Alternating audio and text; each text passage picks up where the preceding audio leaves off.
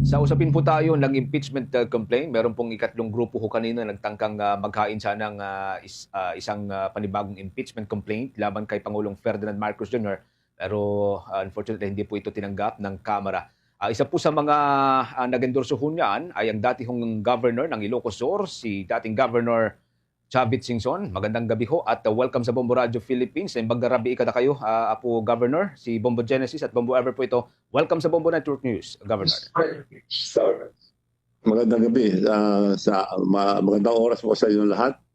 At papasalamat ako kay Bombo Genesis at saka kay Bombo Evelyn sa pagkikinayang ngayong gabi. Thank you for joining us sa Bombo Radio Philippines. Welcome sa Bombo Network News, Governor. Siguro unang-una kuha kami ng overview. Saan po nakatutok, nakasentro, nakafocus? Ito pong ating ihahain sana kanina na impeachment complaint. Go. Yung ano yun? Yung sentro ho ng ating complaint, Gov, yung grounds na nakapaloob dito sa ating impeachment complaint. Ano pong grounds yung nakapaloob dito? Gov. Well, punta kami doon para mag-file pero ang dami dahilan.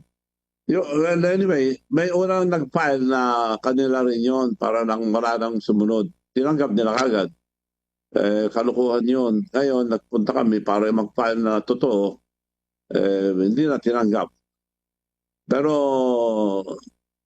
pagka ganyan, halatang halata na gawa ng gobyerno yon. Tumanggap sila ng kalukuhan na kaso para maunahan. Kasi ang binibase nila, pag may mauna, sa year na ito, wala na pwede mag-file. Okay lang yun, hindi tinanggap yung final namin, pupunta kami sa Supreme Court. Opo. Pero ano pong laman po nung complaint ninyo, Gov? Anong nakalaman ho dito? Maraming lingay. Pero as far as I'm concerned, ang sinadmit ko lang doon na mga ebidensya, yung mga project sa Ilocos Norte na sinasabi ni Presidente Marcos noon na mayaman kayo sa mga palpak at guni-guni na project, totoo yun, pero sa Ilocos Norte nangyari. Marami kami nakuha, walang matino na project sa Ilocos Norte. Ang distrito ni Sandro at distrito ni Congressman Barba, puro post project at substandard. Na-dokumento ko lahat.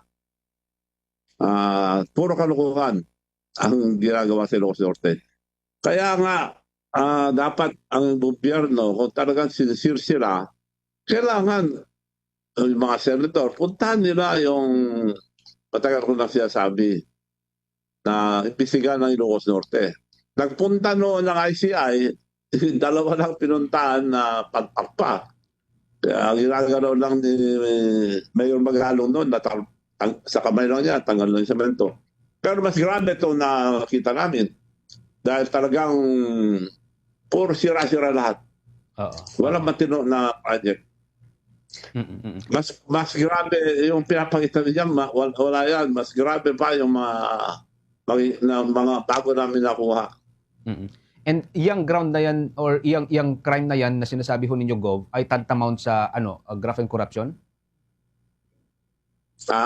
Yung ground na sinasabi ho ninyo na yan, ano yan, bahagi ng graft and corruption, which is one of the basis ng impeachment. Yes. Part ng graft and corruption. Tatamaan yan pati si Congressman Sandro dahil he claimed na maganda ang mga implementasyon nila sa flood control. Wala. Meron pang project doon na bayad na tabi mismo ng Public Works and Highways Office. Na document din namin, alpak din. Na umpisan lang, walang tapos. Pero bayad lahat yan, lahat ng project doon, bayad lahat. 73, 74, kasi ang nag-umpisa yan, itong administrasyon na ito, 73, 74, 75, binugbog nila ang Ghost Project. At saka yung ina-announce ni President Marcos na he built 5,500 flood control, more than 5,500 flood control, wala yun. Kasi saan kami probinsya magpunta, wala. So, inuuna ko na ang Ilocos Norte. Nababalitaan ko sa iba, wala rin. So, mismong probinsya ni President Marcos, kalukuhan na. So, talagang kalukuhan tong flood control. Flood control lang yan, ha? Halos lahat ng department may mga may mga public infra. May kalukuhan lahat. Grabe corruption. Halos lahat ng department. Okay. Ang ating katandem si Bong Pero Weber, may grabe itong flood control sa kanila. Grabe ang flood control. Para bang semento lang sa pero pag tanggalin mo, puro bato na. Walang semento, walang bakal. Ang daling masira. At ang nagkontrata ron, yung paborito nilang mayor sa Lawag, Ilocos Norte, bawal yun. Pero siya mayor. Sino mayor? Binigyan siya ng 6 billion 800. Sinong mayor? Sinong mayor? Mayor Alcid ng Lawag City. Bawal yun. Okay. So we will be filing also a case against him dahil bawal siya na siya mismo mayor, siya pa magkapatid sila. Okay. Na kontrakto. Bong Weber, with your questions kay Gov. Alright. Follow-up lang po siguro doon sa pag-file niyo po kanina ng impeachment complaint. Outright po ba yung naging pagtanggi po na i-accept po yung or admit po yung impeachment complaint, or nag-attempt po kayo na mag-iwan din po ng kopya katulad ng ginawa po ng mga complainants doon sa ikalawang impeachment complaint against the President? Yeah. Nag-attempt kami pero hindi na tinanggap. Kung anong rason, hindi ko alam. Pero dapat tanggapin yan. Ayaw tanggapin. So, okay lang sa amin yun. We have to go to the Supreme Court. Sabi niyo po, kung hindi na po talaga tatanggapin, magkakaroon po ba kayo ng attempt na i-refile po ito by Monday kasi parang mag-start na po yung session ng Kamara, and do you plan po na i-refile po ito by Monday? No, kami lahat nagpunta ron. Ang sabi nila, ayaw nilang galawin. So, parang walang gobyerno, parang walang hustisya na sa atin. Sa tingin niyo po ba, sinadya po na maunang ihain po yung mas mahinang impeachment complaint para hindi na po umusad yung mas mabibigat po na complaints? Exactly. Yun ang purpose nila. Nag-file ng kalokohan na complaint para lang meron na, tinanggap nila. Kaya dismissal yun, wala nang makapag-file. Pero sa amin, okay lang. So we'll file it sa Supreme Court. Right. Pero alam namin na sa butuhan, kasi yung impeachment, number games yan. Mahirap pag-impeach. Pero nilama pa rin namin para malaman kung sino yung mga nagmamalasakit sa ating bansa at yung mga walang malasakit sa ating bansa sa nangyayari sa ating bansa. Napansin ko rin po, nakasuot po kayo ng peach na ribbon kanina sa pag-file po ninyo ng inyong complaint. Can you explain po yung story behind that? Ulit? Yung peach na ribbon na nakapin po sa inyo pong pag-file kanina ng impeachment complaint, ano po yung istorya sa likod po niyan? Wala, basta nagpunta kami roon, ayaw tanggapin. Wala yata yung head nila. So yung supposed to be acting, ayaw din tanggapin. Pero dapat yan, kung hindi sila bayat, tinatanggap yan. Whether true or not, dapat tinatanggap ang mga complaint na yan. So we did everything legal. So we'll go to the Supreme Court. Alright, Bombo Jen. Kung wala pa rin mangyari sa Supreme Court, siguro taong bayan na pupunta na kami sa taong bayan. Gov, kanina ko, may kasama din kaming reporter doon sa may Kamara, and then tinatanong kasi namin kung sino yung mag-e-endorso, sinong kongresista ang mag-e-endorso dito. Pwede kong malaman kung sino po yung mag-e-endorso ng inyong pong complaint, Gov? Hindi ko alam kung sino mag-endorse sa basta pumirma lang ako sa signatory sa complaint. Pero pero kasama nyo si Congressman Mike Defensor, ano? Dating Congressman Mike Defensor? Mike Defensor, Mike Defensor nandun. Oo. Okay.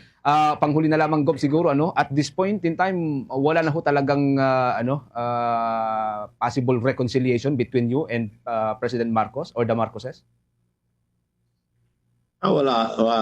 Ano na. Alam niyo, ang buhay ko, lahat ng mga nakarabang ko sa politika, magkakaibigan kami. Always, I reach out. Pero with si President Marcos, it's impossible dahil sobra-sobra ang ginawa. Sila na nagdakaw, sila pa nagbibintang. Iyon ang napakatapang na sinungaling. Okay. Nagbibintang, pero siya mismo may gawa. Aliwanag. Iyon ang pinakamasama. Pati PhilHealth, yun ang grabe, yung PhilHealth na kontribusyon ng mga maliit na tao, pati yun kinuha. Pinabalik yung 89 billion na kontribusyon ng tao, pinabalik sa National Treasury. Nung ginawa nila yung GAA noong 2025, humingi ng PhilHealth ng 74 billion lang. May kulang pa nga yung hiningi. Hindi binigay, nandun sa NEP. Nung dinara sa ang NEP, hindi andar yan kung hindi pinirma ni Presidente. Pinirma niya, nandun ang 74 billion ng PhilHealth. Pagdating sa Congress, nandun. Pagdating sa Senate, nandun. Pagdating sa BICAM, nandun. Pagbalik sa kanya, tinanggal niya. Kaya magician ang kakuha sa kanya eh. Makita mo doon sa NEP, makita mo sa Congress, makita mo sa Senate, makita mo sa BICAM, pagdating sa kanya, nawala.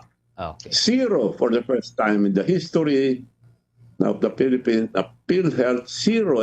Pera ng tao yan, hindi dapat ginagalaw yan.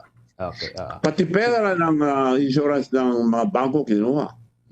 PDIC, kinuha lahat. So, okay. Ewan ko kung paano na mapatakbo itong gobyerno ngayon dahil nga sobrang bagsak ang foreign investment, hindi na magbalance ang economy natin eh.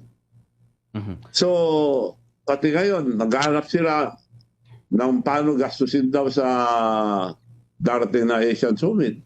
Meron sa debt, nandyan, nagsaksak pa ng 5 billion si BBM sa GAA. Nagpasaksak pa siya ng 5 billion for the summit. And yet, ngayon walang pera. Kinukuha nila lahat ng pondo ng public investment na iwan, gagastusin daw sa summit. Okay. So, nagtataka kung paano nila patakbo itong gobyerno ito. Okay. Sa dami ng kalukuhan nilang ginawa, hindi na may tago yan eh. Oo. Sige. Gov, thank you for joining us sa Bombo Radio Philippines, sa Bombo Network News. Hanggang sa mga susunod na kayo po'y makausap po namin. Ingat-ingat po kayo, Gov. Maraming salamat sa pakikinayam sa inyo.